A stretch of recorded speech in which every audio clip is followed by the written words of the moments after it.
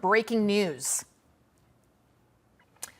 A helicopter carrying Iranian President Ibrahim Raisi and his foreign minister crashed today as it was crossing mountain terrain in heavy fog. For more, I'm joined by the national president of the Zionist Organization of America, Mort and Klein. Mort, thank you so much for joining us.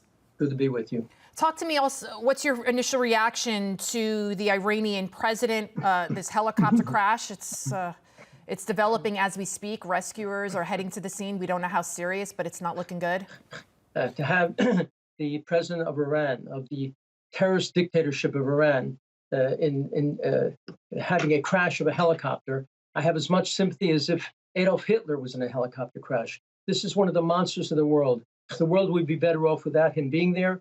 He continuously screams, death to America, death to Israel. He wants to destroy America as well as Israel. It's on the missiles that they put together. It says death to America, death to Israel on the missiles. So I have no sympathy. The world and Iran would be better off without this man.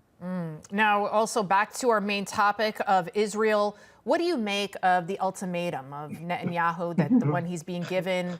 What do you think a post-war Gaza plan should look like?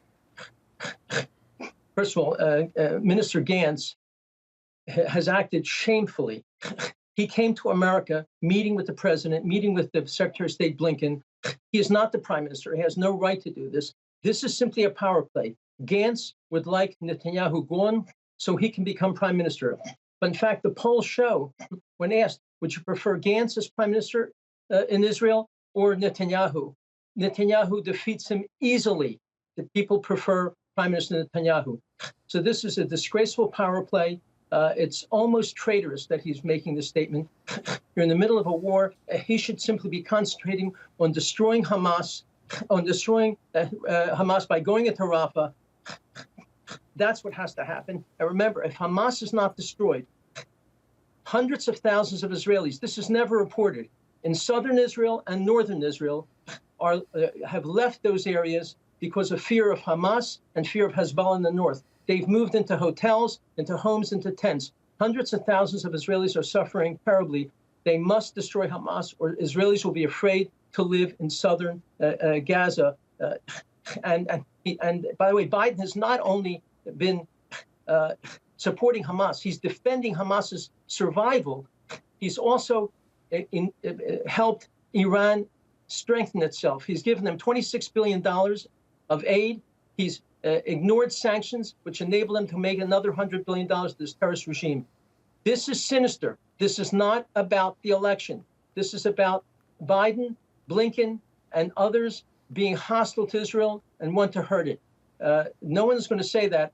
I just said it because that's what it is. And it's very, very clear because every person that Biden has appointed that affects Israel is someone who's extremely hostile to Israel. You know, he's never invited Netanyahu to the White House. He's invited many Arab leaders, never Netanyahu, America's closest ally. So I'm deeply concerned about this man, especially as trying to promote a Palestinian state, which will be a terrorist state run unquestionably, ultimately by Fatah and Hamas and other terrorist leaders, which would endanger Israel and endanger the entire Middle East. We have to fight against the establishment of a Palestinian terrorist state. And, you know, everything we've been saying about Hamas, it's coming to fruition. We had the ceasefire deal, right, that Israel was criticized for not accepting by Qatar and Egypt when we knew that you can't make a deal with the devil. These Hamas terrorists, one of the stipulations that Hamas couldn't abide by, of course, was proof of life and that releasing all of the hostages, and they said, oh, yeah, the hostages and bodies. And so it kind of came as no surprise when the bodies of now 4 hostages that were killed during the October 7th massacre by Hamas were found in Rafah. On the news, Netanyahu said this was, quote, heartbreaking and will return all of our hostages, both the living and the dead. What do you think about this? Is this just another indication that, you know, if Israel were to cease fire, Israel would cease to exist? In no war in history do you have ceasefires. It's the only time I've ever heard of anyone demanding a ceasefire in the middle of a war, not even against a country, against a terrorist regime. There should be no sympathy for this outrageous country. And we now see that they're murdering these hostages. And if Biden is defending Hamas, yes, he is, and telling Israel not to go into Rafah, which is necessary to destroy Hamas, Why should Hamas give up hostages when you have the President of the United States defending their survival? This is a terrible, terrible policy that Biden and Blinken are promoting. And to me, this is sinister. This is not stupidity or appeasement. I believe that Biden and Blinken and others behind him are extremely hostile to Israel and want to see Israel harmed. Again, I repeat, this is not about Michigan or the election. Biden has been hostile to Israel since the first day of his administration, before Michigan was a twinkle in his eye. And it's high time that people call. By the way, in these rallies, if I might, they scream "Free, free Palestine." What an absurd chant. Gaza was completely free before October 7th. Hamas ran Gaza. There was no Israelis there, and there was Israeli defense forces there. It was totally free. There's nothing to free. They already were free. And even in Judea and Samaria, under the Palestinian Authority, they run their own lives completely except for security. So there is virtually no occupation. They are free.